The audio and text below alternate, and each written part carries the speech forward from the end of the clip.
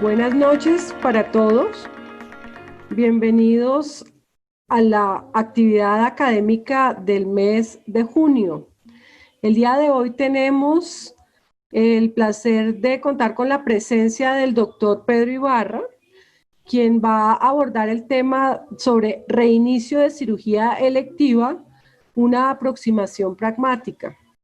El doctor Ibarra es anestesiólogo, es actualmente el coordinador del Comité de Seguridad de la Confederación Latinoamericana de Sociedades de Anestesiología y es miembro del board del World Federation of Societies of Anesthesiologists. Bienvenido, doctor Ibarra. Muchas gracias. Buenas noches a todos. Muchísimas gracias, doctora Delgado, por la amable invitación. Y muchas gracias a todos los colegas por conectarse a este webinar. Bueno, voy a hablar de este tema. Es un tema que es un poco atípico, digamos, en esta situación. La razón de la que termino hablando de este tema es porque como Comité de Seguridad de la Confederación Latinoamericana de Sociedades de Anestesia, desarrollamos un webinar alrededor de este tema porque es bastante inquietante para la mayoría de nosotros. Lo primero que quería era solicitarles que entraran a este sitio o con el celular para responder unas preguntas. Bueno, la primera pregunta es, en su práctica, ¿el volumen quirúrgico es casi normal? Reducción del 30%, reducción del 50%, reducción del 75% y solo se hacen urgencias. Entonces, la mayoría han tenido una reducción del 30 al 50%. ¿Sí? Perfecto. Ahora esta otra pregunta. Si se hace electiva aplicando los tamizajes de su IPS, el protocolo institucional indica, o sea, para hacer cirugía electiva de pacientes hoy en día, usan los PPEs como si fueran COVID positivos, usan el N95 más visera más bata, usan el N95 más visera, usan N95 y se maneja sin protocolo especial. Los electivos. La mayoría usan N95 más visera más bata. Perfecto. Y ahora esta última, en su actividad clínica, ¿usted ha tenido IgG o IgM positiva o ha tenido PCR positiva o alguien de su quirófano es positivo, ya sea de IgG, de serología o de PCR? ¿Alguien de su hospital es positivo o alguien de su familia es positivo?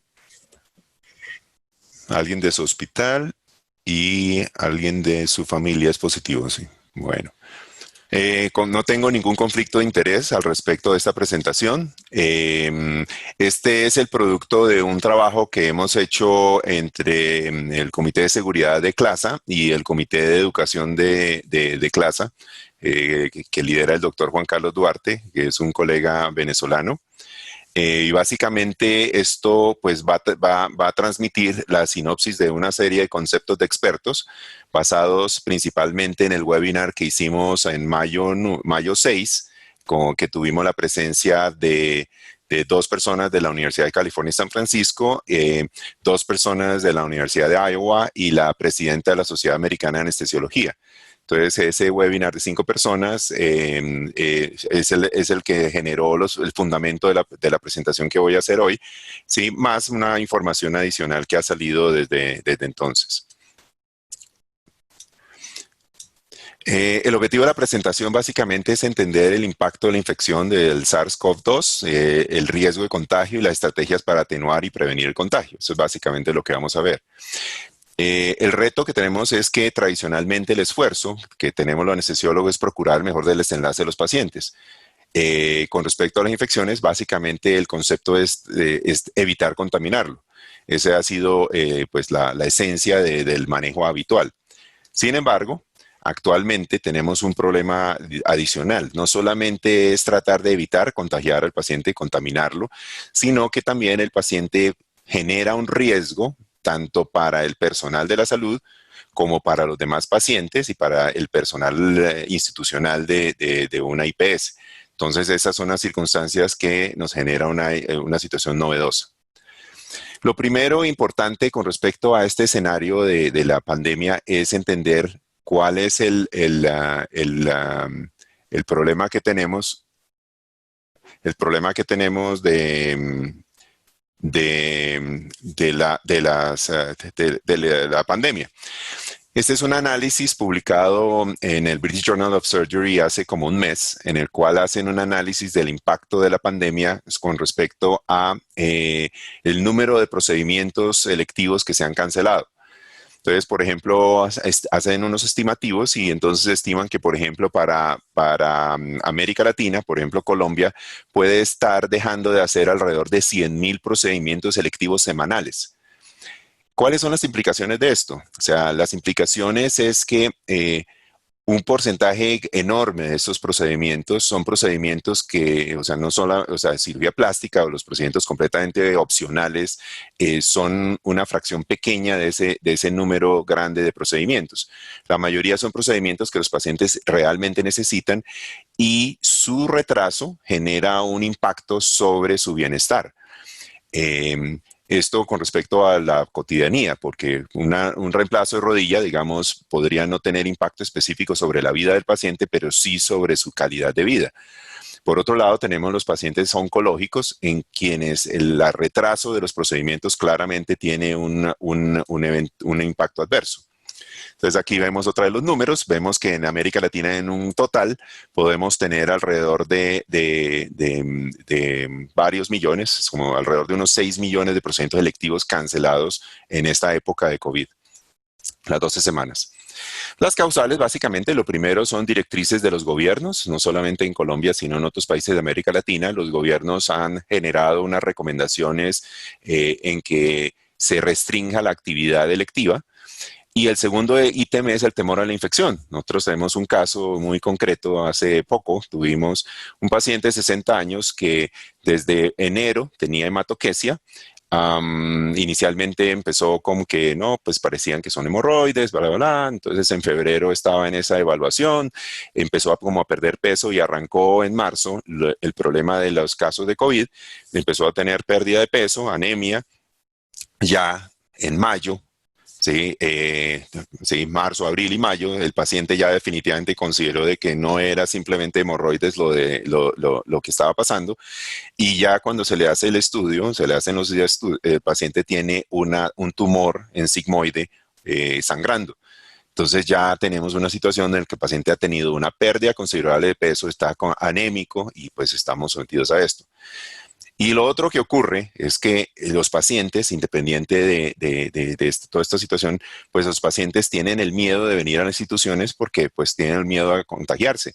Y más aún, cuando lo recibimos, tenemos el problema de que podemos tener además problemas alrededor de la atención que podemos tener hacia ellos, porque estamos en este momento utilizando PPEs de rutina en la mayoría de los escenarios, y tenemos entonces ya situaciones como que y pues esto seguramente en un momento dado se va a tratar de estimar cuál es el impacto de los desenlaces adversos de usar PPEs en estos procedimientos, porque el uso de PPEs, como ya todos hemos visto, genera problemas importantes de comunicación. Tenemos problemas ya cuando tenemos problemas de desempeño. O sea, tratemos de poner, hacer intervenciones con visera y goggles empañadas, medio borrosas, etcétera. Entonces ya tenemos dificultades. Y por otro lado, para los pacientes hay una situación adicional. Sí, si en condiciones normales la situación de entrar a un quirófano es inquietante, imagínense que uno lo reciba así. El paciente pues claramente se aterra y eso genera un ambiente bastante complejo. Recientemente tuvimos una paciente que hizo una crisis de ansiedad en el quirófano después de una serie de situaciones, y la paciente pues se tuvo que posponer la cirugía por esta crisis de ansiedad. O sea, todas estas cosas pues nos genera una situación compleja para efectos de los procedimientos. Ahora bien, con respecto a los pacientes, pues tenemos que tiene un impacto sobre la calidad de vida y sobre los desenlaces que pueden ser básicamente los pacientes oncológicos y otros procedimientos que son fundamentales para el bienestar del paciente. Pero también hay otro ítem importante, y es que en Colombia y en varios países de América Latina, los hospitales, el sistema de salud es principalmente privado, donde funciona por producción. Entonces, si un hospital está prácticamente cerrado para atender COVID, que fue lo que pasó inicialmente en marzo, que las directrices y la alarma de esta situación que no preveíamos, digamos, el impacto de la cuarentena, ¿sí? Se pretendió que los hospitales se cerraran para que tuvieran la disponibilidad de atender COVID. Entonces, esto ha generado una crisis muy grande en los hospitales donde el flujo de caja ha sido considerablemente afectado porque los procedimientos selectivos y los procedimientos en general de los hospitales pueden representar fácilmente el 60% de la producción de un hospital. Y esto no solamente en Colombia y en América Latina, sino en Estados Unidos. Tenemos este tipo de noticias donde hay decenas de hospitales que ya quebraron porque simplemente no están produciendo nada. Ahora bien, entonces con los pacientes tenemos el problema básicamente de la situación de que hay un porcentaje de nuestros pacientes que pueden estar infectados y están asintomáticos, otros que están ya iniciando síntomas y otros que ya están plenamente sintomáticos. Entonces, ¿cuál es el problema alrededor de esto? Si nosotros llevamos un paciente a cirugía y el paciente está infectado, y pues eso no lo sabemos, el paciente está en presintomático o asintomático, pero desarrolla la neumonía o desarrolla complicaciones relacionadas con COVID, en el postoperatorio ocurre un fenómeno que es muy llamativo. En una cohorte pequeña de pacientes en China, en 34 pacientes, en esta publicación describen lo que ocurrió con estos pacientes que después de ser operados se les diagnosticó COVID. Entonces, se observa que el 20% de los pacientes se murieron. 7 de los 34 pacientes murieron. ¿Sí? Y no solamente fueron cirugías grandes, no fueron solamente esofaguectomías o pancreatonectomías o colectomías, ¿sí? Hubo cirugías más pequeñas, cirugías de resecciones de mama, otras cirugías menores que fallecieron. Entonces, esta es una primera alarma que hay con respecto a llevar un paciente infectado a cirugía. Más recientemente, este grupo que se llama COVID Surgery es una colaboración fantástica que se generó a través de un registro internacional. Hay ya centenas de hospitales alrededor del mundo registrando casos en esta época de pandemia y generaron hace un mes y sacaron este artículo de 1,128 pacientes que se operaron y que tuvieron diagnóstico de COVID en el postoperatorio. Entonces llama la atención de estos 1,128 pacientes que tuvieron COVID en el postoperatorio, 280 pacientes fueron de cirugía electiva. Observemos que de esos 280 pacientes hubo 53 decesos.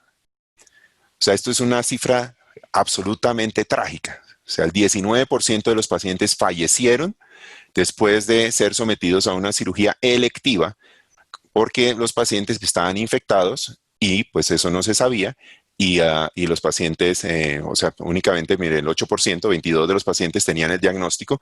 La mayoría de estos pacientes de cirugía electiva, el 90%, están en cirugía electiva, obviamente apremiantes, ¿sí? Pues una hernia que está en proceso de encarcelarse, no está encarcelada, pero urge operarlo, hay que operarlo con el COVID o no. De esta población de pacientes de cirugía electiva, el 90% eran sin diagnóstico preoperatorio COVID y tuvieron una mortalidad del 20%. O sea, esta es una cifra inmanejable. O sea, lo primero que debe ocurrir alrededor de esto es que entendamos que llevar un paciente que esté en el proceso de desarrollar COVID es una situación bastante crítica de riesgo para el paciente. Independiente de entender, porque hoy en día nos estamos enfocando en que tomamos todo un montón de estrategias para evitar que el personal de la salud se infecte.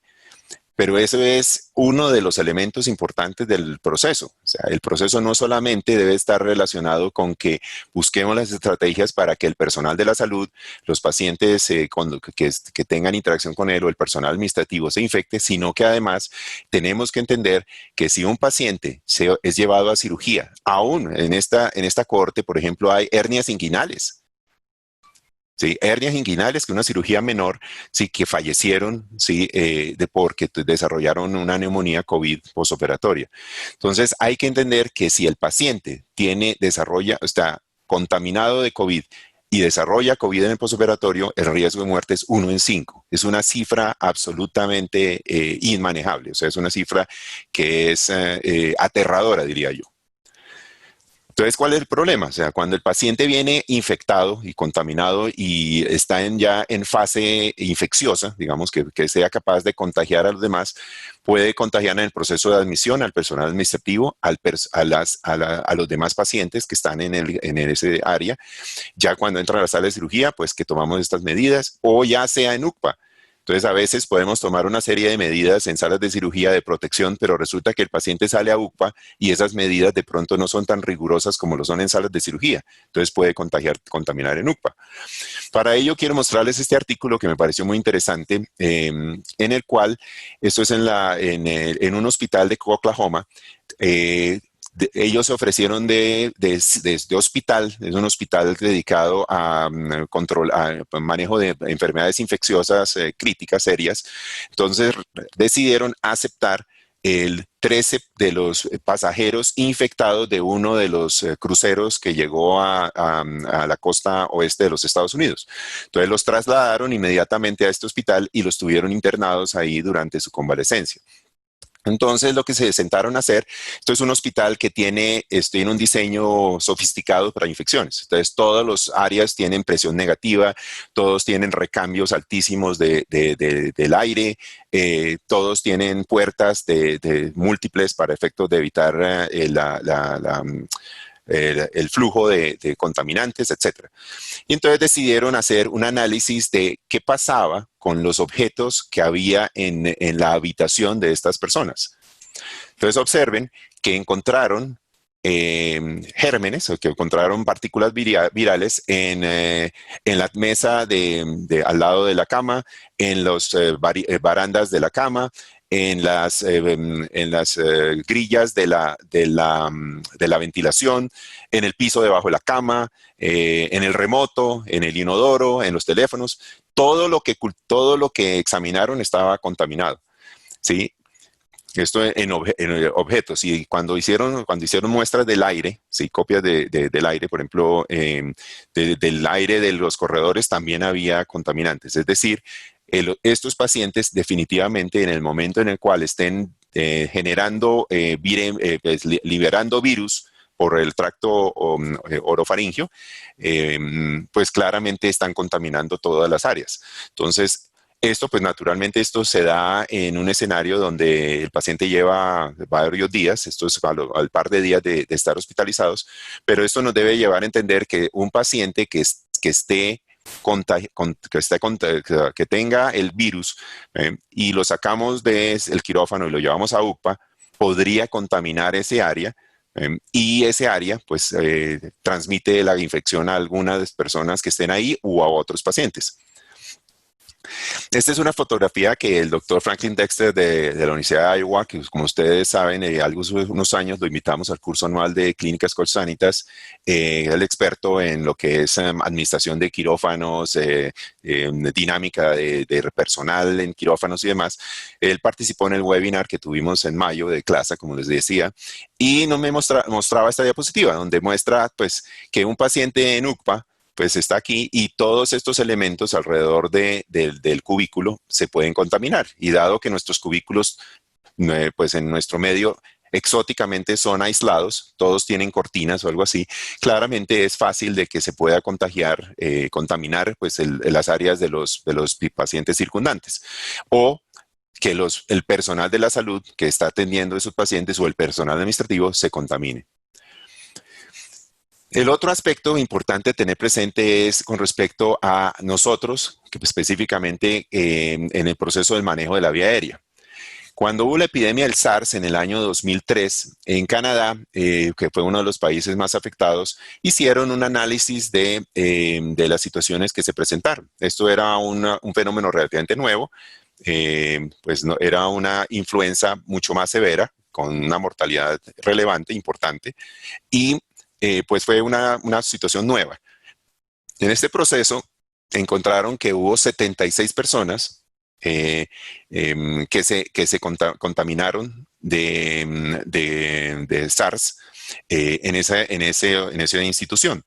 De esas 76 personas identificaron las actividades que realizaban y encontraron que básicamente el personal que estaba involucrado con la intubación tenía un odds ratio de 13 veces el riesgo de contaminarse que el resto del personal. Esto, ¿por qué es importante? Porque por primera vez, digamos, puso en alerta de que este tipo de contagio por virus respiratorios generaba un riesgo muy alto para el personal que estaba involucrado con el manejo de la vía aérea. Entonces, ¿qué pasó? Para esta pandemia, la experiencia de China, o sea, si ustedes han leído o han escuchado con respecto a los artículos de las recomendaciones de China y vieron los videos de todos los equipos de intubación en China y demás, ellos tomaron medidas extraordinariamente rigurosas para efectos de defenderse de la infección de COVID. Entonces, eso fue lo que ocurrió.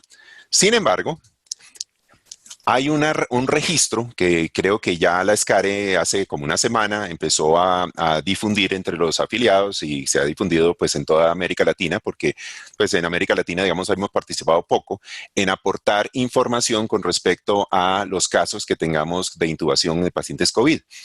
En esta cohorte, hecha el corte, este análisis se hizo como a principios de mayo tal vez, finales de abril, tenían 1.700 instancias y 1.700 instancias de intubaciones de pacientes COVID y hicieron un análisis de qué porcentaje de pacientes se contaminaron después de haber hecho un manejo de la vía aérea. Las cifras son aterradoras, ¿sí?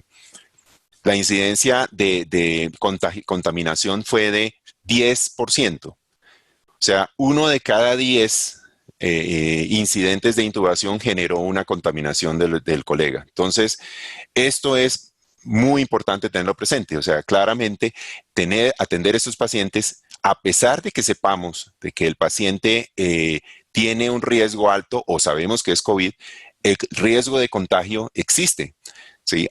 De hecho, pues aquí en este trabajo pues muestran las diferentes estrategias que usaron, las máscaras, N95, viseras, escafandras, etcétera, y muestran que pues en general la mayoría de las personas tuvieron un grado de uso de PPE razonable, pero aún así pues hay una tasa de infecciones muy importante. De esto, trágicamente, en una encuesta que hicimos en América Latina, encontramos que hay varios colegas anestesiólogos que han fallecido. En nuestro país ya creo que tenemos desafortunadamente, son 3 personas. En el Perú ya hay varios, en Ecuador pues hay varios, pero trágicamente una cifra que es realmente impactante es que en México van 25 colegas anestesiólogos que han fallecido en esta época. Entonces eso es una situación que debe ponernos en gran alarma con respecto a este escenario. Entonces, ¿qué hacer? Interesante, dentro del webinar que hicimos hace un mes de la Universidad de California en San Francisco, el doctor Tyler Chernin es anestesiólogo. Él es el encargado, esto es algo interesante e importante, o sea, los anestesiólogos en varios sitios han asumido o han tomado el liderazgo para efectos de desarrollar las estrategias de cómo manejar este tipo de pacientes en esta época. Entonces, allá en UCSF, en la Universidad de California en San Francisco, que como ustedes saben, UCSF en anestesia rankea de 1 o 2 en los Estados Unidos en programa de anestesiología, en departamento de anestesia. ¿Sí? La mayoría de las veces es número 1 en los Estados Unidos. Y como centro médico rankea en los primeros 5 de los Estados Unidos. ¿Sí? Entonces, es un sitio realmente muy importante tener de referencia. En UCSF, entonces, han adoptado un esquema en el cual para el escenario de cirugía electiva, a los pacientes que les toman pruebas de PCR en los últimos 3 días antes de la cirugía y son negativas, los pacientes se manejan como habitualmente se manejaban. De hecho, en el webinar hace un mes decía que la mayoría de los pacientes se hacían, pero a algunos pacientes pues no se les alcanzaban a hacer las pruebas y pues entonces se pasaban con los criterios epidemiológicos y demás y de riesgo de infección y demás. Pero en un correo hace un par de días, me cuenta de que todos los casos selectivos ahora son obligatorios tomarles PCR antes del procedimiento. Y las urgencias, a menos de que sean de vida o muerte, pues todas se les toman PCR. Entonces, este es un escenario que está evolucionando. Ahora bien, ¿es eso exótico? No. Resulta que Sanidad Española, el 16 de mayo, sacó este documento. Entonces, Sanidad de España, para todo el país, indicó que para cirugía electiva, los pacientes deben tener PCR en las últimas 72 horas. Y con la PCR negativa, ¿sí? Se procede a cirugía. Si la PCR es positiva, obviamente, pues no se hace el procedimiento. ¿Sí? Pero esa es la aproximación. En cambio, la ASA, la American Society of Anesthesiologists y American Patient Safety Foundation también sacan una recomendación conjunta de que todos los pacientes sí traten deben ser, o sea, todos deben ser de hacerles el tamizaje de síntomas, ¿sí? Pero todos los pacientes que aunque no tengan síntomas deben procurarse tomárseles PCRs o NAT, que es la prueba de amplificación de ácido nucleico, que son las pruebas que confirman la presencia del virus en el paciente. El American College of Surgeons hace una recomendación similar. Esto es a mediados de abril, ¿sí? Debe procurarse para todos los pacientes que le hacen cirugía programada. De hecho, hubo un consenso muy interesante porque esto pues es exótico que digamos, este tipo de sociedades se unan en un consenso. El American College of Surgeons, la American Society of Anesthesia, las enfermeras de quirófanos y la Sociedad Americana de Hospitales, ¿sí? Sacan un consenso similar. ¿Ven? Los pacientes debe procurárseles, tomárseles pruebas de PCR. Samba, algo similar. Recomendamos pruebas 24 a 48 horas antes del procedimiento y no más de 72 horas. Ahora bien, entonces, ¿cuáles son esas pruebas que hay disponibles hoy en día para virus? Son estas dos, o sea, el PCR, como vemos aquí, o el NAT. Este es el estándar actual, ¿sí? Las pruebas serológicas, que son las que habitualmente llamamos rápidas, no tienen ninguna cabida, ¿sí? Para este tipo de escenarios. Entonces sirven para análisis poblacionales y demás, pero no sirven para efectos de los pacientes que van a cirugía. ¿Sí? ¿Cuál es la relevancia de esto? Es que, como mencioné previamente, por un lado, un paciente infectado que no sepamos que está infectado puede tener un 20% de mortalidad de un procedimiento electivo, por un lado, y por otro lado, ese paciente puede contaminar al personal de la salud, ¿sí? Y al resto de las personas que interactúan con él. Entonces, el cuestionamiento que hay habitualmente es, no, es que ¿para qué tomar PCR si eso tiene una sensibilidad tan baja? Y en efecto, este es un análisis muy interesante, es un artículo bien interesante para las personas que pues les interesa el tema específico, vale la pena leerlo. Ellos hacen un análisis, hacen un pool de todos los trabajos en los cuales tuvieron toda la información con respecto a los resultados de las PCR seriales que les tomaron a los pacientes que terminaron con COVID diagnosticado y los cotejaron contra síntomas. Entonces, por ejemplo, aquí vemos la probabilidad de que una PCR sea negativa de acuerdo al tiempo de exposición. Entonces, cuando estiman los tiempos de exposición, observen que si al primer día después de exposición, la probabilidad de que la PCR primero, segundo, tercer día después de exposición, la probabilidad de que la PCR de la persona sea negativa a pesar de que ya esté contaminado es casi el 100%. En cambio, sí, cuando nosotros estamos ya al día quinto, cuarto, quinto, miren que la probabilidad de que sea un falso negativo, estos son falsos negativos, ¿no? La probabilidad de que sea un falso negativo alrededor del cuarto, quinto día empieza a bajar y ya al quinto, sexto día, la probabilidad de un falso negativo se acerca al 25%. Es decir, tendríamos en el escenario de 4 a 5 días después de la contaminación, tendríamos que el paciente tiene una sensibilidad, la PCR tendría una sensibilidad del 25%. Si aquí vemos esta otra gráfica, podemos ver, esto nos muestra la probabilidad de que la prueba sea negativa, ¿sí? La probabilidad, perdón, de un falso negativo. Entonces aquí tenemos que con una prevalencia, esto es 1 menos el valor predictivo negativo. Entonces vemos aquí que con una prevalencia del 5%, la probabilidad de un falso negativo es del orden de casi de 2 o 3 de cada 1000. ¿Ya? Ahora bien, si la prevalencia de la enfermedad está en el 40%, pues tenemos que el 20% de los pacientes van a dar, 25% de pacientes van a dar falsos negativos. ¿Ven? Entonces, esto es muy importante tenerlo presente. O sea, en la medida en la cual estemos más lejos del tiempo de exposición, ¿sí? Y digamos el paciente lo vamos a operar, si lo vamos a operar este día, lo ideal es tratar de tomarle la prueba lo más cercano al día de la cirugía. Entonces, el problema que tenemos hoy en día, por lo menos desde el punto de vista práctico para nuestro medio, es que no es raro que a un paciente le tomen, lo vemos en nuestras instituciones y con las personas que conocemos en diferentes sitios, que le toman una PCR y le reportan la PCR 5 días o 7 días después. ¿Ya para qué? A los 7 días, sí, ya debe estar sintomático, si va a desarrollar un COVID con algún grado de manifestación clínica, sí, o simplemente quedó asintomático y ya no importa. Pero una prueba de PCR que se la reporten a uno a la semana es irrelevante, ya no tiene ninguna utilidad. Entonces, para nuestro medio, la dificultad está alrededor de tener PCRs que sean tan demoradas.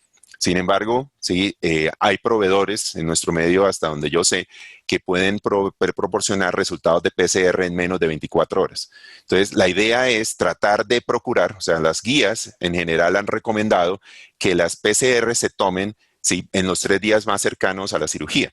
Pero lo ideal conceptualmente viendo esto, donde vemos que la probabilidad de un falso negativo es más baja, ¿sí? Alrededor del 5º o 6º día de la exposición, ¿sí? Justo antes, esto es el día antes de que va a hacer síntomas, es la máxima probabilidad de tener una PCR positiva. Entonces, ese es el momento en el que el falso negativo es el mínimo posible. Es el día antes de los síntomas. De hecho, en la medida en la cual empiezan a aparecer los síntomas, empezamos a observar que la PCR empieza a ser cada vez dar más falsos negativos. Entonces, el momento pico que es ese. Entonces, ¿qué ocurre? Si una persona, la razón que aducen para esto es que en el momento en el cual el paciente está, el día antes de los síntomas, es el momento en el cual el paciente está generando, está descargando, eliminando más partículas virales por la orofaringe. Ese es el momento máximo. Ahora bien, en este trabajo plantean algo interesante también con respecto a los falsos negativos. Supongamos que un paciente da un falso negativo la víspera de la cirugía. Entonces, ¿qué ocurre? Si el paciente da un falso negativo de la víspera de la cirugía, podemos tener un escenario donde el paciente esté en un momento en el cual no esté emanando virus por orofaringe de manera significativa. Y eso haría que el riesgo para el personal de la salud, ya en ese caso, hicimos lo posible por identificar que el paciente no se nos pase con una enfermedad de COVID. Hicimos lo posible, humanamente posible, que fue tomarle un PCR. El PCR dio negativo, luego ya fuimos responsables de decir, este paciente no tiene probablemente COVID, ¿sí? Lo operamos. Entonces, si va a desarrollar COVID, bueno, pero ese es uno de los, cuando lo hacemos de esta manera, es uno de los 3 o 4 pacientes por cada 1000 que se nos van a pasar si los hacemos justo antes del procedimiento, lo más cercano al procedimiento, ¿sí? Pero el que tenga PCR falso negativo implica que la eliminación de virus por el tracto nasofaringeo es suficientemente bajo para que el riesgo de contaminar al personal de la salud y al demás individuos con que interactúen en el hospital es más bajo. Esto para efectos de entender la situación. Vamos a hacer el ejercicio. Entonces, si esta prueba de PCR, vamos a llamarla PCR, ¿sí? Y tiene una sensibilidad del 70% y una especificidad del 95%, que es lo que habitualmente tenemos. Supongamos que la prevalencia en nuestro medio está en el 0.05% en Bogotá, supongamos. Entonces vamos a hacer el cálculo de... Está calculando.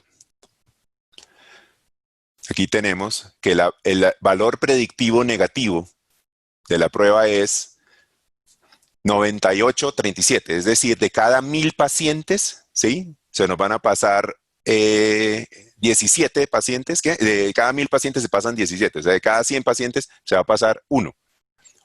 Eso es lo que se va a pasar, se nos va a pasar de pacientes. Pero, nuevamente, si hacemos el concepto de entender que esa PCR negativa, ¿sí?, es sugestiva de que la emanación de virus en ese momento del paciente es muy baja y por eso no pudimos identificarla y el paciente va a tener los síntomas 2 o 3 días después, ¿sí?, significa que el riesgo para el personal de la salud es muy bajo.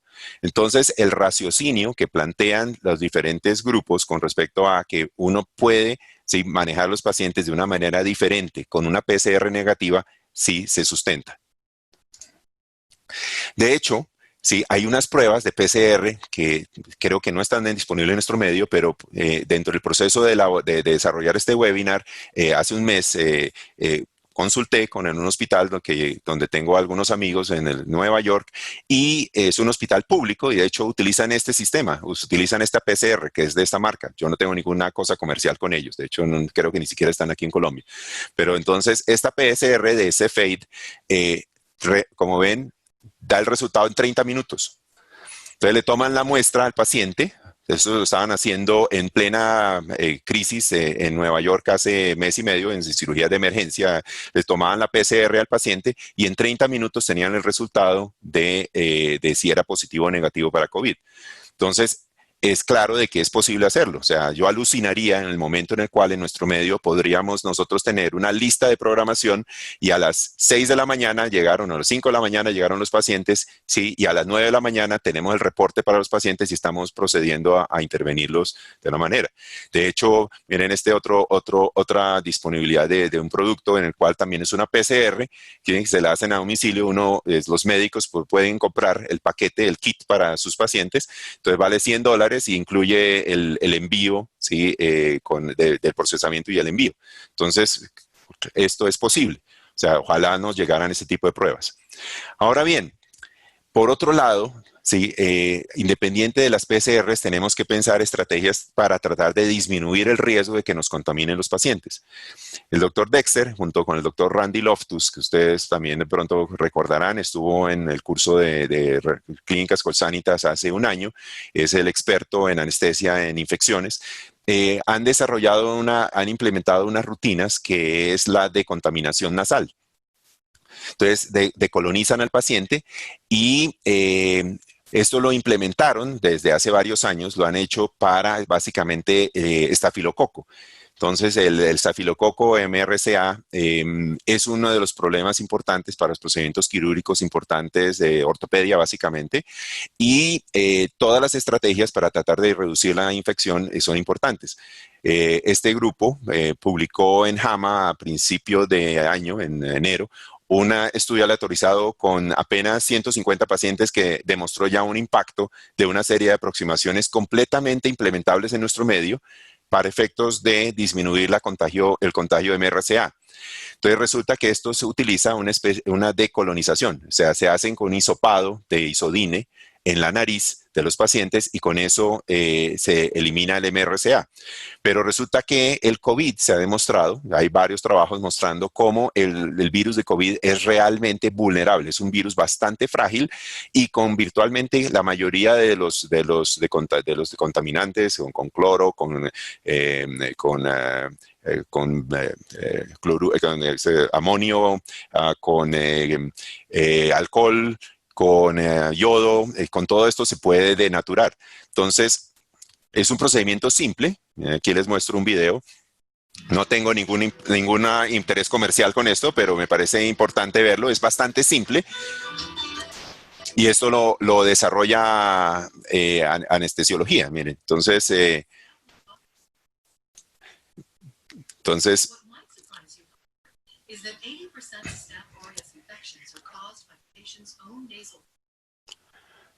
This is why it makes so much sense to reduce Staph aureus in the nares prior to surgery.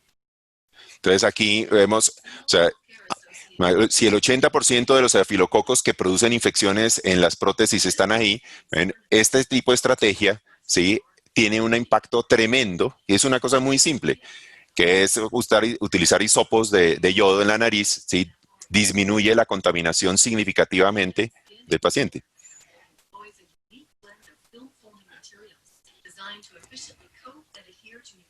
Entonces, esto estaba concebido básicamente para el MRSA, para el estafilococo. Entonces, esto lo hacen en el hospital de Iowa, del Dr. Loftus, lo están haciendo desde hace como unos 5 o 7 años, lo están haciendo de rutina para todos los procedimientos de artroplasias de cadera o de riesgo de infección con estafilococo. Entonces, interesantemente, esto se puede extrapolar también para COVID. Entonces, en los pacientes en los cuales sí, tengamos alguna inquietud, esta es una estrategia que es posible implementar que puede reducir el riesgo de que el paciente esté emanando virus en caso de que esté contaminado. Si no, por ejemplo, en el escenario de que no tenemos pruebas COVID o aún en los pacientes que tienen pruebas COVID negativas que en este momento no hayamos podido detectar el germen. Entonces, es muy sencillo. Preguntaba que qué también se tolera y que se tolera bastante bien, ¿sí? No es particularmente nocivo para los pacientes. Ni arde, ni nada de esas cosas.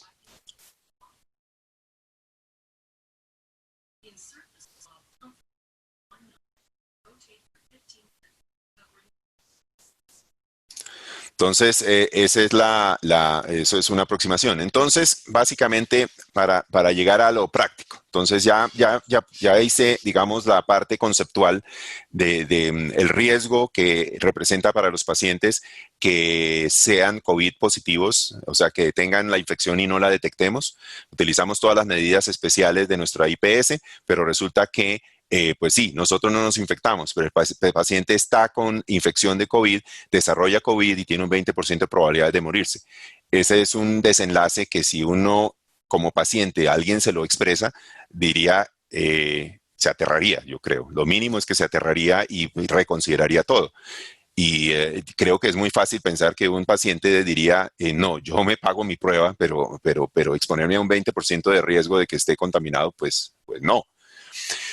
Eso por un lado. Ya el otro lado está el elemento de que tenemos alguna posibilidad de poder disminuir el riesgo de contaminación, ¿sí?, del paciente generando hisopado con isodine. Hay también con la solución de isodine que nosotros tenemos disponible comercialmente para isodine orofaringio. Perfectamente destruye el virus. Lo mismo la clorexidina que hay también que se puede usar por uso tópico oral.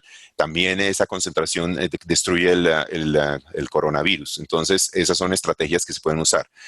Entonces, en este trabajo que hemos hecho con el doctor Duarte, pues entonces aquí les presento una propuesta. Nuevamente, esto no es institucional, esto es de CLASA. Eso no está hablando a nivel de ninguna institución de nuestro medio, sino de CLASA, y es una propuesta para algoritmos de PPE que usar para los diferentes escenarios. Entonces, el escenario 1 es el paciente que le tomaron una prueba de PCR y se la tomaron y en los últimos 3 días es negativa. Entonces, ese paciente va para nivel de protección 1, es decir, un tapabocas convencional. En muchos sitios simplemente lo que han hecho es que todo el mundo usa tapabocas N95. En esta época todo el personal de la salud de los hospitales empezó a tener un umbral muy bajo para usar N95. Eso no tiene ya pues problema alrededor de eso. Pero no se requiere visera, ni goggles, ni blue blata, ni nada de esas cosas. El paciente se maneja común y corriente. Ahora bien, si el paciente no tiene prueba de PCR, entonces, y el procedimiento es un procedimiento de alto riesgo, por ejemplo, lo que es cirugía de tórax, lo que es, por ejemplo, cirugía de otorrino, ese tipo de procedimientos, entonces, en los cuales la generación de aerosoles por parte de manipulación de la vía aérea es importante, entonces esos pacientes van para nivel de protección 4. ¿Cuál es el nivel de protección 4? El N95, los goggles, la visera, la blusa de antifluidos, los guantes dobles. Esta es una cosa nueva que es interesante. Y eso en unas discusiones con los residentes fue muy, muy interesante y muy impactante para ellos. Es que en los trabajos que se han hecho con respecto a identificar, hacer análisis de cultivos de los laringoscopios y de los mangos de los laringoscopios, los mangos, ni siquiera las mojas, los mangos de los laringoscopios se encuentran que tienen más colonias de formación de bacterias que los inodoros de los quirófanos. Entonces, esto nos da una pequeña idea del riesgo de contagio que tienen los mangos de laringoscopio, que de hecho son difíciles de esterilizar. Los mangos, pues las hojas ya por Secretaría de Salud hace ya casi una década los estamos esterilizando. Y los mangos, ese es un problema bastante importante. Y más aún con los videolaringoscopios, que el mango no podemos meterlo autoclave, ni someterlo, ni sumergirlo, porque se deteriora. Entonces, los guantes dobles son fundamentales para efectos de usar el par externo para disponerlos apenas uno deje de manipular la vía aérea. Entonces uno manipula la vía aérea, termina de fijar el tubo, conecta al circuito, se quita los guantes y ya empieza a tocar cualquier otra cosa. Si uno lo hace antes, uno contamina toda la la máquina de anestesia, contamina las bombas de infusión, contamina la mesa de cirugía, etcétera, contamina absolutamente todo. Y por esa razón, la aproximación de los guantes dobles es una propuesta que desarrolló el doctor Birnbach hace ya unos 10 años y que está cogiendo mucha fuerza. Y en esta época de pandemia, pues yo creo que se va a institucionalizar como estándar, que rutinariamente usemos guantes dobles y los desechemos apenas terminemos de manejar la vía aérea. Con respecto a la escafandra, una propuesta esto es de Canadá, es que en la OMS y en la CDC en general han planteado que lo que debe utilizarse es todo menos la escafandra, que eso sobra. Pero resulta que, nuevamente, vamos a que a pesar de saber el riesgo que tenemos, el 10% de los anestesiólogos que estuvieron involucrados en el manejo de pacientes COVID se infectaron. Luego, claramente, todas las medidas de PPE que tomemos son escasas. O sea, todas las PPEs que podamos nosotros utilizar son trascendentales que las implementemos. Sí, ese trabajo de Canadá es bien interesante y plantea que debe generarse un esquema específico para nosotros que manejamos la vía aérea de estos pacientes. Entonces, esa es la aproximación que debe ser, que incluye escafandra, porque los aerosoles se pueden alojar en el pelo de las personas o en el cuello, ¿sí? Y obviamente uno no se contagia por el cuello, pero si el cuello está contaminado, es muy fácil que uno pueda transmitir del cuello a las manos y de las manos a la cara y de la cara, pues la infección. Entonces, debe haber eso. Y más importante que todo esto es el doffing, el retiro de este material, de este equipo. O sea, hay varios trabajos muy interesantes mostrando, antes de COVID, obviamente, mostrando cómo en el proceso de retirarse el equipo, si no hay un tercero permanentemente supervisando y criticando el proceso de retirarse los equipos, ¿sí?, el riesgo de contagio es alto. Entonces, si nosotros en realidad enfrentamos un paciente COVID, o sea, y nosotros no tenemos un tercero que esté supervisando y sea responsable de vigilar que nosotros hagamos el proceso de retirar el PPE correctamente, tenemos un riesgo importante de contagio y no importa cuánto PPE tengamos. Entonces, eso es trascendental entenderlo. El proceso de retirar el PPE merece tanto o más importancia que el proceso de colocarlo. Entonces, si el paciente si el paciente va para una cirugía de bajo riesgo, ¿sí?, de generación de aerosoles, un procedimiento, por ejemplo, una herniorrafia inguinal, ¿sí?, en el cual el único momento de generación de aerosoles es el momento en que uno disponga de la vía aérea, se puede considerar el nivel 3, nuevamente el anestesiólogo con escafandra. El resto del personal no necesita ese tipo de cosas. En cambio, pues en el escenario donde estamos en cirugía de senos paranasales, ¿sí?, el paciente va a estar con el sistema con las brocas y lo que más están trabajando, el neumático, está generando, ¿sí?, partículas en el aire que hacen que el personal se contamine. De hecho, hay varios trabajos en otorrino mostrando el impacto de esto y diferentes estrategias que han tratado de hacer para efectos de disminuir la generación de aerosoles en estos procedimientos. Entonces, todo ese personal necesitaría este tipo de vestimenta para evitar que se contamine. En el nivel 3, como les decía, si vamos a manejar anestesia general, una hernia inguinal, o si vamos a hacer una cirugía de seno, entonces ese escenario, pues vamos con todo, nosotros que manejamos la vía aérea, el resto del personal no necesita todas estas cosas. Cuando vamos a un procedimiento de anestesia regional, que no vamos a intervenir la vía aérea, ¿sí?, el personal de anestesia, pues simplemente tenemos N95 visera, y el resto del personal sí tapabocas convencional, porque este escenario, pues el paciente tiene un mínimo riesgo de estar generando aerosoles porque tiene tapabocas puesto y no estamos interviniendo en la vía aérea, el paciente está con anestesia regional. Entonces, básicamente eso con respecto a los PPE de propuesta. Con respecto a la programación, ese es el otro aspecto importante tener presente, que es de mucha importancia, porque en esta época, que como vimos en la encuesta inicial que ustedes contestaron, da más o menos que la reducción puede estar en el 50% en el promedio de los grupos. Entonces, este es algo a tener presente. Si el paciente tiene una PCR y es negativa, ¿sí?, en los últimos 3 días, el paciente se programa como un semestre sin restricciones. ¿Sí? Se programa como hacíamos habitualmente. Ahora bien, si el paciente no tiene una PCR y vamos a un procedimiento como otorrino, nuevamente otorrino o cirugía de tórax, entonces el paciente va para un esquema 1, en el cual son tiempos prolongados de recuperación, ¿sí?, y limpieza. ¿Por qué? Porque en este tipo de escenarios, ¿sí?, no sabemos, o sea, y esa es una parte complicada, lo más recomendable para manejar este paciente en el proceso de post-extubación es que el paciente no vaya a UCPA, porque si el paciente va a UCPA, ¿sí?, el paciente puede contaminar UCPA.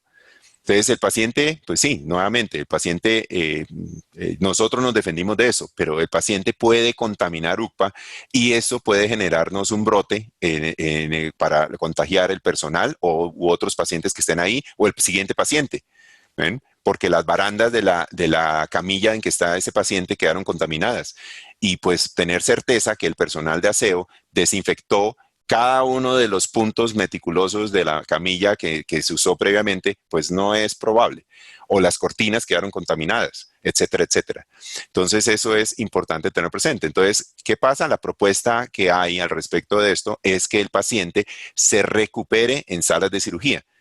Entonces, y una vez se recupera de salas de cirugía, ¿sí?, prácticamente sale de ahí si es cirugía ambulatoria, sale de ahí para su casa, para ya o sea, se cumple todo fase 2 y una vez el paciente va a cambiarse para su casa o el paciente va directo a la habitación para evitar contaminar UCPA, que es un foco que nos puede generar problemas. Recordemos que, por ejemplo, ya en una unidad de cointensivo en nuestro medio ya cerraron la unidad de cointensivo porque hubo un brote que se contaminaron múltiples personas en un intervalo corto de tiempo. Entonces, ese tipo de situaciones sería catastrófica para una IPS, que tengamos un brote en un quirófano donde haya 8 o 10 personas que se contaminen a raíz de un paciente que contaminó el área, ¿sí? Porque estaba contagioso, básicamente. Entonces, ¿qué pasa?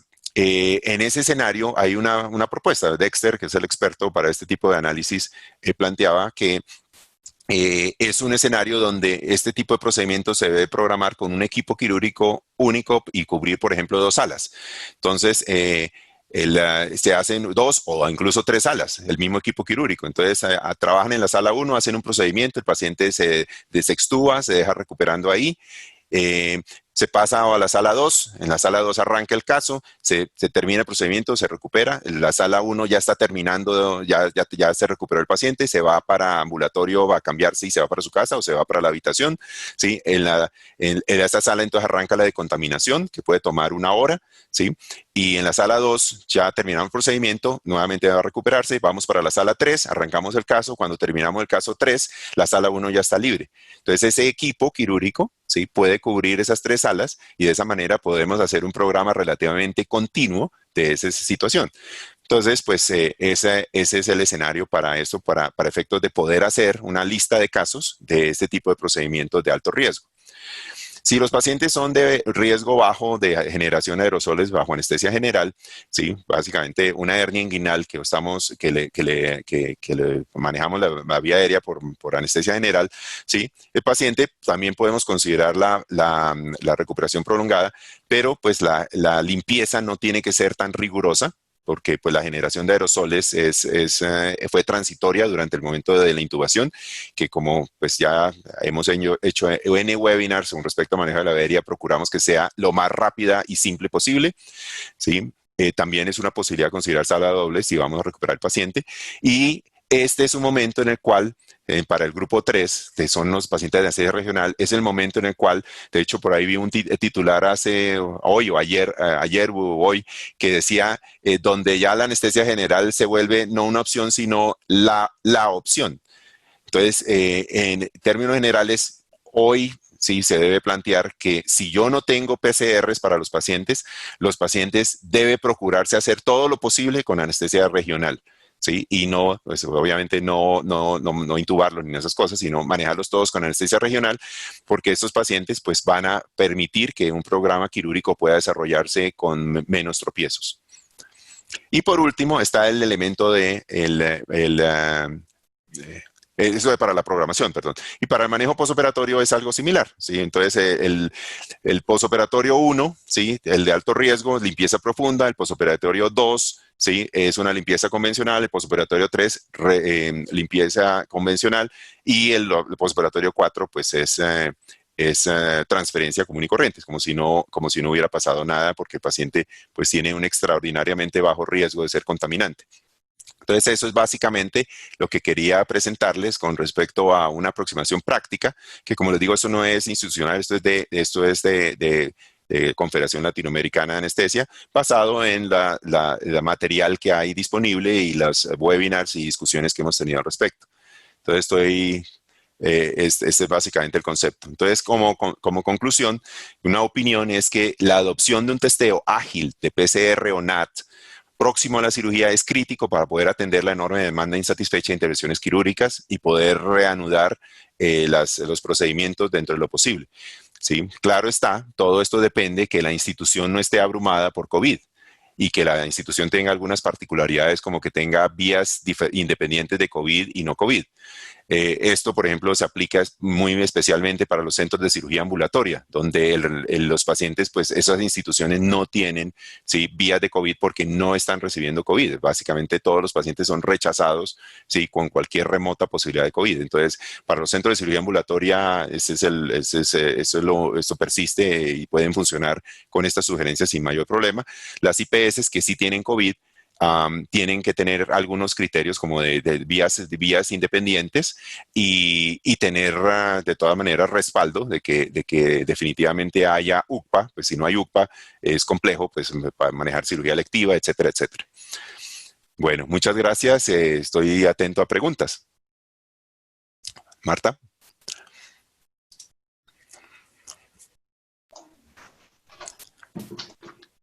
Muchas gracias, doctor Ibarra.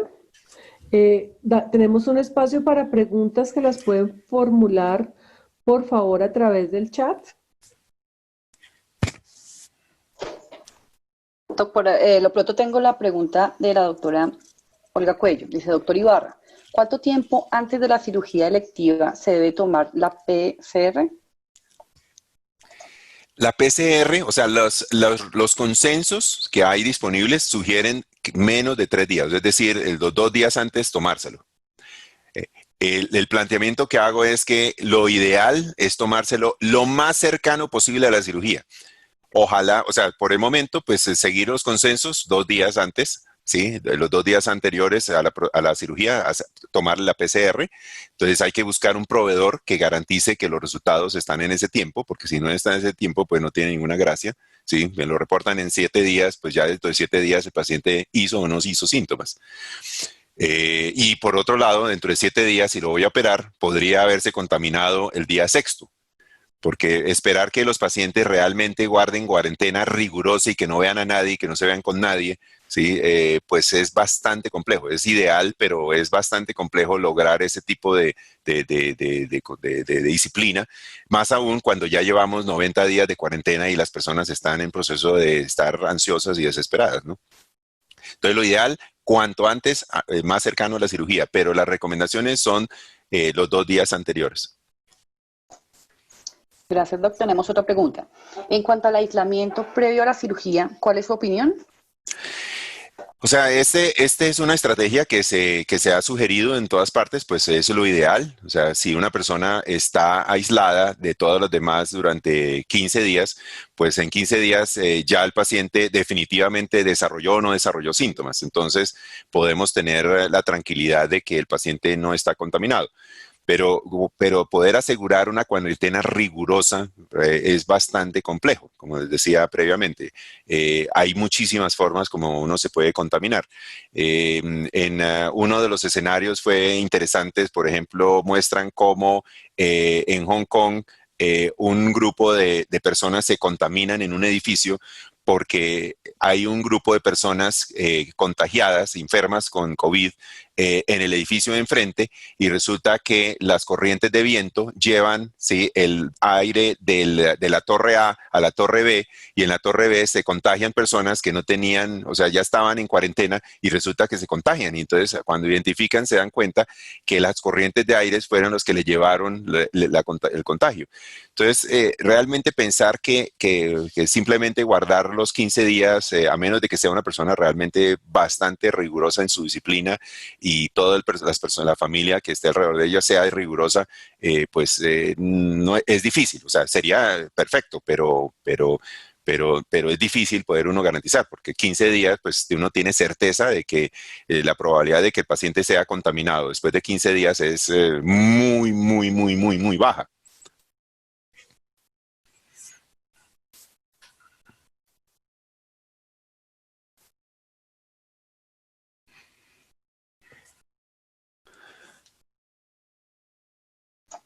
Doc, tenemos ¿Qué? otra pregunta. Si bien no es objeto principal de la charla, ¿cuál es la evidencia actual sobre el uso de máscara laringea como alternativa para uso transoperatorio o definitivamente es mejor evitarla? No soy yo el experto de vía aérea, pero pues, en todos los webinars que he escuchado, pues básicamente no tiene ningún problema mientras la máscara esté hermética. Además, es mucho menos cruento, digámoslo así, y requeriría menos parálisis, por decirlo así, en los procedimientos, en particular para los procedimientos ambulatorios, poner una máscara de laringea que poner un tubo orotraqueal. Entonces, en lo personal, yo me iría siempre por una máscara laringea, ¿sí? A menos obviamente que el paciente sea COVID positivo, que pues el riesgo de que el paciente requiera ventilación o lo que sea después es importante. Pero en lo personal siempre me iría por máscara laringea en cuanto a que la probabilidad de que genere expectoración y generación de vapores y de aerosoles es mucho menor que con un tubo orotraqueal. Gracias, Doc. Otra pregunta de la doctora Claudia Perilla. ¿Cómo sería el planteamiento en el caso de cirugía odontológica bajo sedación por fuera de quirófano y el caso de sedación para endoscopia? Bueno, por lo de odontología no podría yo opinar realmente nada. O sea, no he revisado el tema, ¿sí? Ya me habían hecho esta pregunta en otro contexto, pero no lo he revisado sinceramente. En sedación, en gastroenterología, es bien interesante. De hecho, con los residentes hemos hecho una serie de seminarios y discusiones alrededor de esto. Y, o sea, hay un hallazgo muy interesante que me parece a mí curioso. Y es que en endoscopia, digamos, habría la tormenta perfecta. No diría, eh, sedamos al paciente, de pronto le ponemos una cánula nasal, de pronto tose algún momento, van a meterle el endoscopio por la orofaringe, insuflan, etcétera. Entonces, digamos, uno pensaría el escenario perfecto. Las salas de endoscopia no son como las quirúrgicas, entonces los recambios de aire son muy pobres. Entonces, digamos, diría, es la tormenta perfecta para que haya contagio. Pero resulta algo interesante. De hecho, haciendo la pesquisa, encontré que solo dos, o sea, buscando bastante al respecto, encontré que solo hay 2 gastroenterólogos reportados como muertos en el mundo. Y no encontré casuística de gastroenterólogos infectados. O sea, entonces la pregunta termina surgiendo, ¿cómo es que no se infectan? O sea, ¿qué es lo que pasa? O sea, ¿será que definitivamente el problema es que en las sedaciones los pacientes al no invadirles la orofaringe y que los pacientes no generen aerosoles de tos o expectoración o de pujo, demás, son los que reducen el riesgo de contagio? Porque pues uno de los problemas que hay con respecto al riesgo para los anestesiólogos y la muerte es que, y que se ha planteado, es que una de las los posibles factores que puedan determinar la severidad de la enfermedad sea el inóculo que uno reciba. Entonces, cuando manejamos nosotros la vía aérea, estamos recibiendo el máximo inóculo posible. De hecho, por ejemplo, la infección por vía sanguínea parece que todavía no se ha podido demostrar.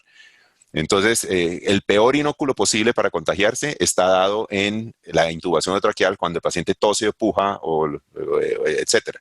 Entonces, la pregunta termina siendo es si el riesgo de contaminación y contagio en endoscopia es tan alto como especularíamos. Desde el punto de vista empírico, por el número de contagiados reportados y número de colegas fallecidos en endoscopia, hoy estaba hablando con un endoscopista precisamente que estaba planteándole eso, que decía que estaba yo sorprendido de no encontrar más colegas con desenlaces trágicos. Y me decía que específicamente en Italia había unas cohortes que habían analizado esto y encontraban que en unidades de endoscopia en plena pandemia, sin mayores estrategias, las tasas de contaminación habían sido bastante bajas. Entonces, se pregunta uno si realmente el problema alrededor de la contaminación sea realmente la expectoración y la intervención específica de la vía aérea. En ese escenario, por ejemplo, para la pregunta previa, se diría uno, de pronto la máscara laringea sea mucho más benigna que el tubo orotraqueal si el paciente no puja o tose. Pero en odontología no puedo opinar nada. En endoscopia pareciera que el riesgo es menor de lo que especularíamos, pero obviamente hay que tomar precauciones, porque pues todo está dado y pues existe siempre la eventualidad de que tengamos que intervenir la vía aérea, específicamente nosotros los anestesiólogos, que pues por eso es que estamos ahí de expertos, ¿no? Gracias, Doc. Tenemos otra pregunta del doctor Rubén Darío Libreros. Doctor Ibarra, cordial saludo. La pregunta es la siguiente. Teniendo en cuenta que en algunas zonas el tiempo de respuesta de RT-PCR es de más de 7 días, ¿en su criterio es aceptable el uso de otras pruebas de antígeno, No. como las rápidas de cromatografía? Gracias. No, o sea, las pruebas son básicamente dos grupos, ¿sí? Uno son las PCRs o NAT, ¿sí? Que identifican partículas virales, esa es una. Y las otras son serologías, que son las que llamamos habitualmente pruebas rápidas. Las pruebas de serología desafortunadamente no sirven para nada con respecto a la cirugía. ¿Por qué? Porque si a uno le toman una prueba de serología y dio positiva, una IgM dio positiva, que sugiere que hay una infección que ya está ocurriendo, o sea, ya ocurrió, mejor dicho, el paciente ya se infectó y está respondiendo a esto, el paciente no sabemos si se infectó ayer, bueno, no ayer, no, hace 5, hace 10 días, no lo sabemos. Lo mismo con IgG. Entonces, digamos, no tiene ninguna utilidad tener ese tipo de pruebas para una cirugía, porque el paciente, pues si es positivo, pues ya tuvo la infección, no tiene síntomas, esperemos a que pasemos 15 días, ya usted ya está libre de riesgo, podemos operarlo dentro de 15 días ya porque ya hizo respuesta inmune a esto, entonces operémoslo en 15 días. Pero si da negativo, yo no puedo tener ninguna tranquilidad de que el paciente esté contaminado hace 5 días, porque perfectamente pueden, o sea, la IgM empieza a elevarse alrededor de 7 a 10 días después de que se contaminó la persona. Entonces, no me sirve de nada, ¿sí? Antes de los síntomas. Entonces, las pruebas serológicas no tienen cabida para los procedimientos quirúrgicos de ninguna manera. Gracias, Doc. Pregunta del doctor Edison Charri. En general, ¿se justifica o no realizar procedimientos selectivos conociendo toda esta información? Yo creo, lo primero, para los pacientes, primero hay un grupo de pacientes que son cirugías oncológicas apremiantes. O sea, el escenario que les narré de esta situación que un paciente cree que es hemorroides y por miedo no consulta, terminó siendo de que pasamos de que el paciente tenía 48 de hematocrito a mediados de enero a tener 23 de hematocrito, ¿sí? El 20 de mayo. El 15 de 10 de junio, que fue lo que intervenimos ya. Sí, 10 de junio tiene 23 de hematocrito. Sí, pasamos de que era un paciente normal a que perdió 8 kilos de peso y tenía ya una albúmina de 3,2. Sí, pasamos a que su diabetes empezó a descuadrarse de manera loca. O sea, este paciente claramente estamos empeorándole su pronóstico oncológico con su cáncer de sigmoide. Entonces, la cirugía oncológica debe procurar hacerse. El problema está, como mencioné, es Si nosotros no tenemos la posibilidad de tomar PCRs, la situación es bien compleja. O sea, tendríamos que tener casi que hospitales cárceles donde el paciente le podamos garantizar que está 15 días aislado de todo y que recibe la comida por una bandeja conductora que le lleva la comida, sí, completamente decontaminada del proveedor de alimentos, y que todo el personal que entra ahí está certeramente negativo, etcétera, etcétera, para efectos de tener la tranquilidad de que no vaya a desarrollar COVID en el postoperatorio y se contamine.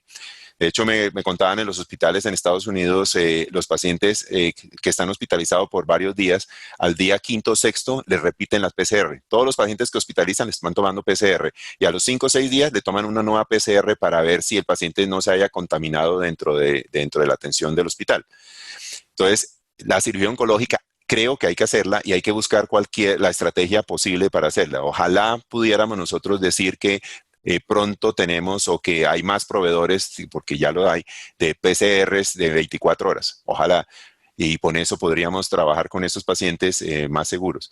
Y hay otras cirugías en las cuales pues, estamos ya hablando de que llevamos 3 meses de atraso. Entonces, un paciente que está discapacitado por una artrosis de rodilla y que no se le puede hacer la rodilla porque el paciente está aterrorizado y porque también nosotros estamos asustados y porque la institución está restringida, es complejo. Estamos reduciéndole la calidad de vida sustancialmente a una persona, ¿sí? Etcétera. Hay una serie de intervenciones en las cuales ya 3 meses, o sea, una cosa era un 15 días, 20 días. Nosotros ahorita estamos teniendo un número importante de pacientes con cánceres que estaban como ahí pendientes, que los pacientes están diciendo, no, yo me espero, pero ya estamos llegando a una situación donde el riesgo para las personas es importante. Entonces, tenemos que buscar las estrategias para poder hacer la cirugía electiva de la manera más segura. Y pues esta que les planteo son una propuesta, ¿sí? Lo importante es que conscientemente busquemos todo lo posible, porque independiente de los esquemas para protegernos nosotros, también el paciente podamos garantizar que no desarrolle COVID postoperatorio, porque cuando empecemos a tener este tipo de eventos, vamos a empezar a tener mortalidades y la situación es pues grave, trágica. Gracias, Doc. Tenemos otra pregunta del doctor Darío Oliveros. ¿Qué países latinoamericanos tienen a hoy la capacidad de tomar PCR dentro de los tiempos en la recomendación en el prequirúrgico? O sea, esto depende básicamente casi de las instituciones. Hay instituciones que los tienen, pero desde el punto de vista de salud pública, en casi todos los países nos enfrentamos a una situación muy compleja. De hecho, salió una nota de no médicos publicada en JAMA analizando el panorama de América Latina. Lo que hablan es que esta pandemia desnudó una grave debilidad de América Latina como continente. Y es que en el proceso de evolución económica que hemos tenido, hemos acabado con muchísima de la industria local para muchísimas de las cosas que se necesitan. Entonces, ¿qué ocurre? Si nosotros necesitamos tapabocas, ¿sí? En América Latina virtualmente no producimos nada. Entonces, dependemos de la bonomía de otros países que nos vendan. Entonces, sitios como, por ejemplo, creo que era Turquía, y tenía un pedido de 1,000 y pico de ventiladores a no sé qué compañía alemana, y la compañía alemana decidió cancelarles el contrato y vendérselos dárselos a su país, lo cual pues es lógico, pero genera la vulnerabilidad de que yo dependo de que los ventiladores me los tenga que vender otro, que dependa entonces de la buena voluntad de que si ya no lo necesita, entonces sí me los vende. Y eso va para todo. Entonces las pruebas, lo único que tuvimos de suerte es que nos tocó ya en la cola de la pandemia, en cierta manera. Entonces, digamos, como ya disminuyó la presión en algunos países, pues han podido vendernos pruebas, pero estamos vulnerables a que dependemos exclusivamente de la comillas, amabilidad de los otros países, de que nos vendan, los proveedores nos vendan las pruebas que necesitamos. Hay algunas instituciones privadas que pues han podido hacerse a las pruebas, ¿sí?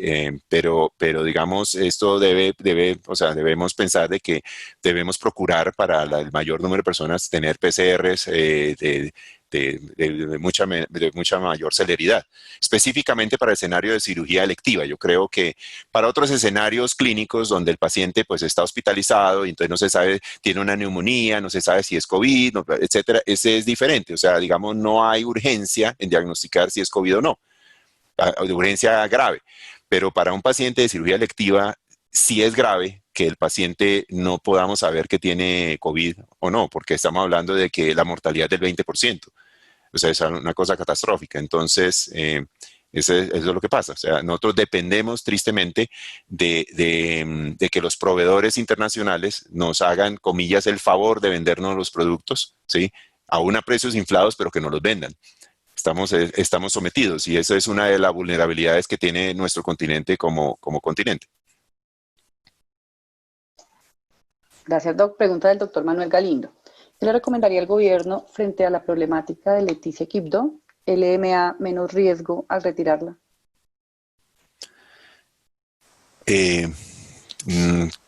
No entiendo muy bien la pregunta, no. Dice, O sea, ¿quién Quibdó?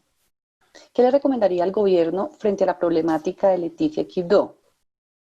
LMA, no sé si se refiere a leucemia mieloide aguda, menos riesgo al retirarla, dice el doctor.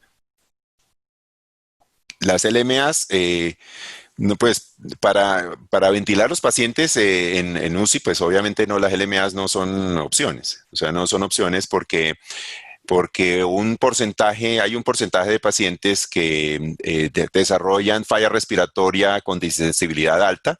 Entonces, esos pacientes en teoría podrían funcionar con una LMA, en teoría, pero pues obviamente casi creo que la experiencia en ventilación mecánica con LMA es muy baja porque habría que sedar los pacientes, etcétera, profundamente para que no se desalojen. Pero básicamente la mayoría de los pacientes cursan con una SDRA con distensibilidades bajas que requieren presiones de inspiratorias muy altas. Entonces esos pacientes necesariamente tienen que tener intubación orotraqueal con neumotaponadores que permitan esas presiones inspiratorias.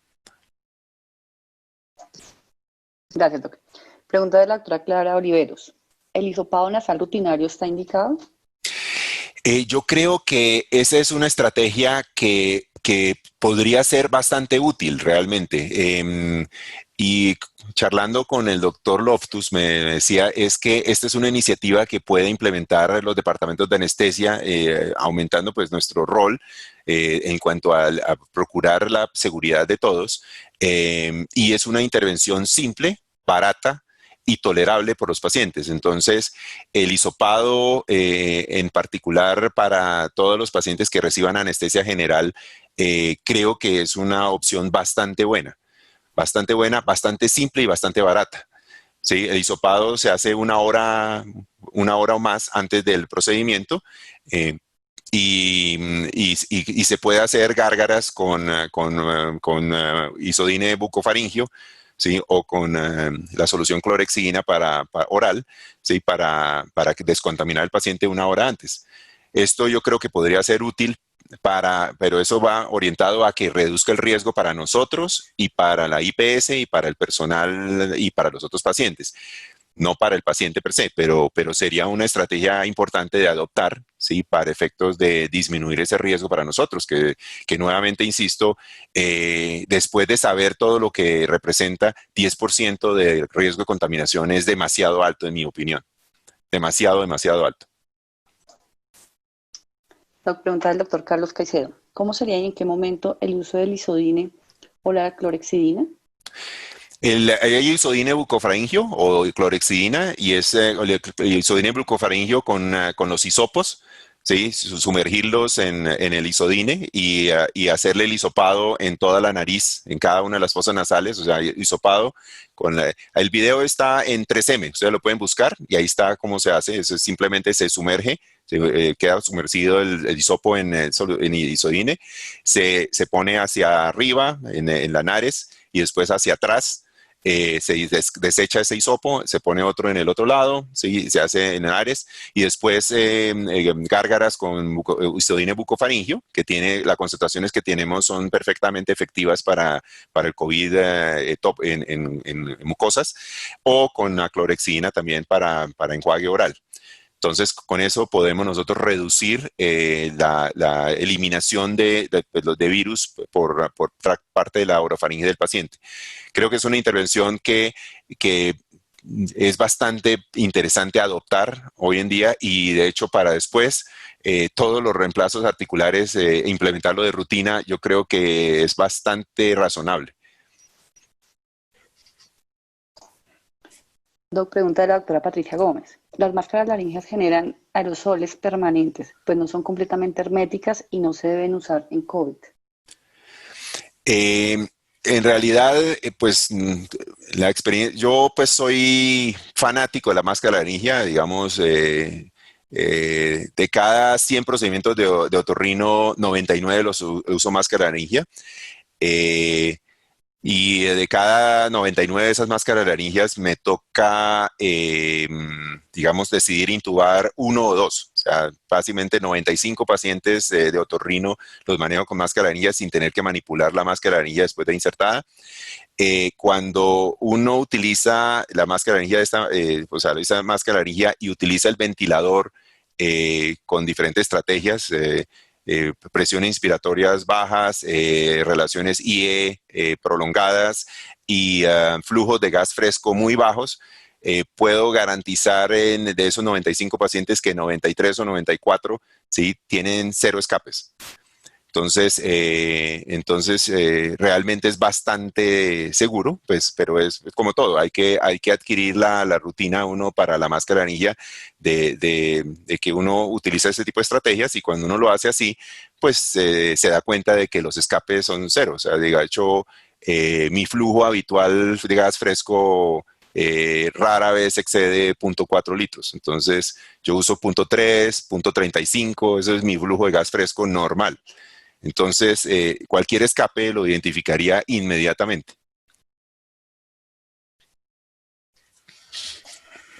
Gracias, doctor. Tenemos otra pregunta del doctor Alberto Hernández.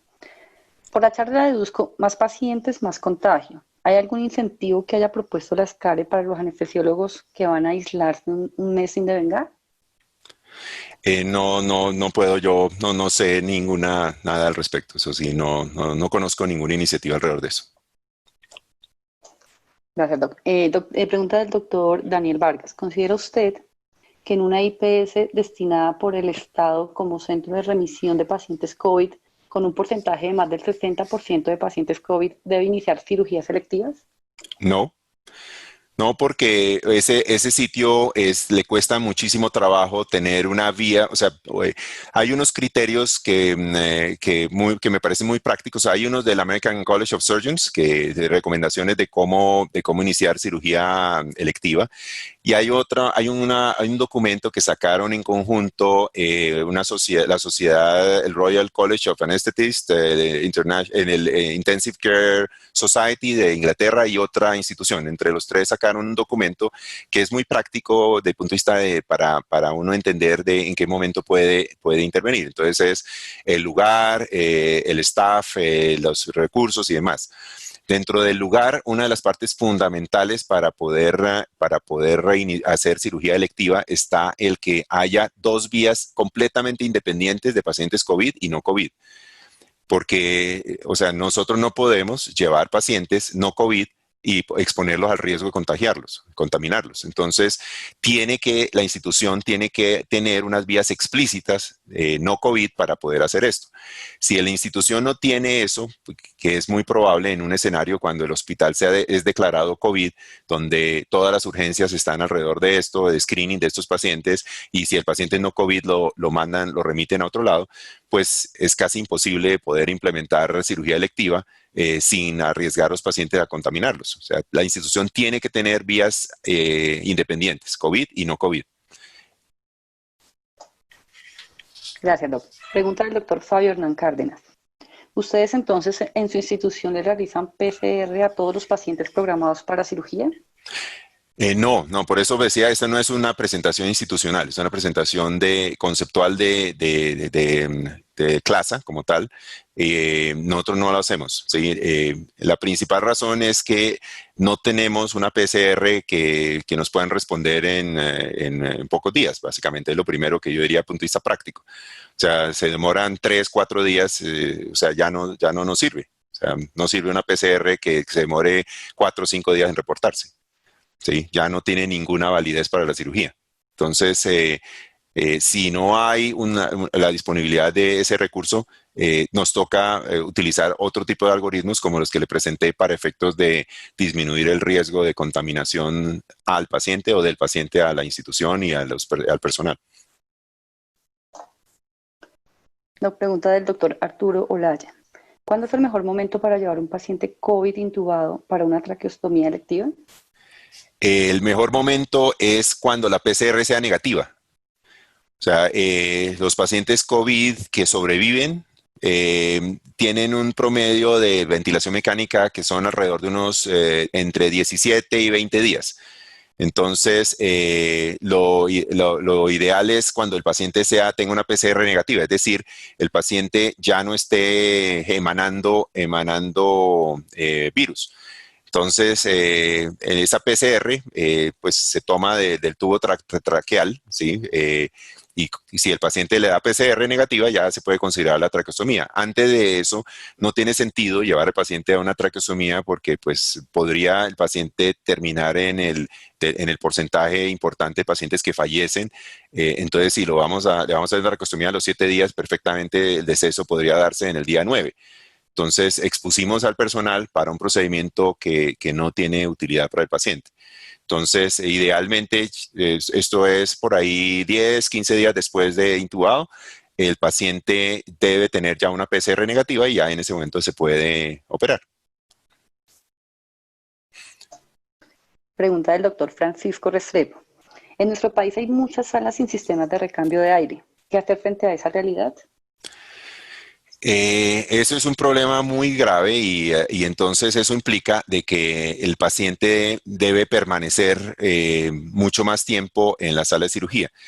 Em, Eso es algo que hay que averiguar con la persona que haya estado encargada, digamos, del proceso de habilitación de la institución, porque, digamos, dentro del proceso de habilitación le exige algún tipo de sistema de ventilación.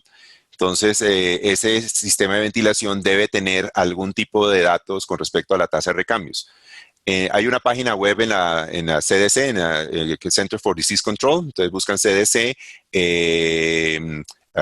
Air, sí,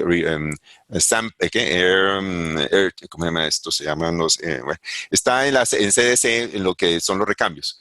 Entonces, según el número de recambios, se considera de que el paciente sí, ya ha barrido, ya el sistema ha barrido los aerosoles o no. Entonces, si, como les decía, por ejemplo, las suites de endoscopia tienen sistemas de recambio muy malos. Entonces, en teoría, los aerosoles duran ahí para siempre. En cirugía, creo que es difícil que haya una sala de cirugía que no tenga algún sistema de recambio. Entonces, aunque no sea el ideal, que es de 15 o 20 por hora, perdón, eh, eh, o sea, debe tener el número de recambios, entonces uno simplemente mira la tabla y mira en qué momento el 95% de los aerosoles han sido barridos. Entonces, con eso uno puede decidir el flujo de los pacientes en los quirófanos. Gracias, doctor. Pregunta del doctor Juan López. Permítame un segundito. Si no hay opción de PCR, ¿tenemos que usar protección tipo 4 durante la intubación o la extubación? Sí, o sea, si nosotros no tenemos PCR, si vamos a intubar a alguien, tenemos que tener protección total. O sea, eso no hay duda. No hay duda al respecto. Sí, porque no tenemos ni idea del estado del paciente y digamos, como insistí, si uno de cada 100 pacientes es positivo y uno de cada 10 intervenciones en vía aérea nos contamina, significa que cada 1000 pacientes vamos a tener un anestesiólogo infectado. Pregunta también del doctor Juan López. ¿Como alternativa de isodine, se puede usar Listerine? No sé si no sé qué concentración de alcohol tiene el Listerine, porque el Listerine creo que tiene un porcentaje de alcohol, pero no me acuerdo, o sea, tocaría ver el porcentaje de alcohol que tiene el Listerine, porque dependiendo del porcentaje de alcohol, pero el Isodine lo venden en todas partes, eso, y es muy barato, ahí vale 10,000 pesos el frasco de eso y de la concentración da perfecto para esto.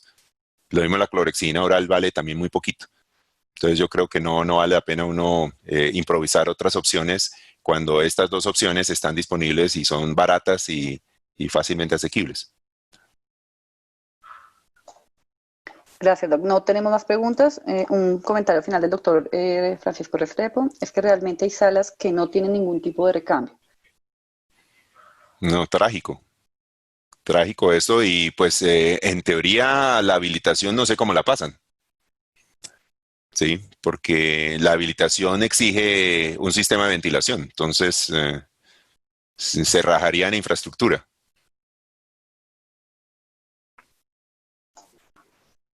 Gracias, Doc.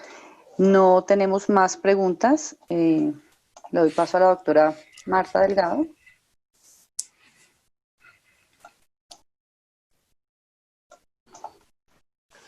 Bueno, doctor Ibarra, muchísimas gracias por esta excelente presentación.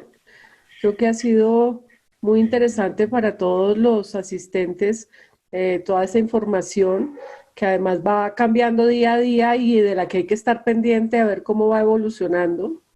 Muchísimas gracias. No, muchas gracias a la Sociedad Cundinamarquesa y a ti por la amable invitación. Espero que haya servido algunas de estas ideas, ¿sí? para mejorar la seguridad para nosotros y para nuestros pacientes. Muchas gracias. Buenas noches.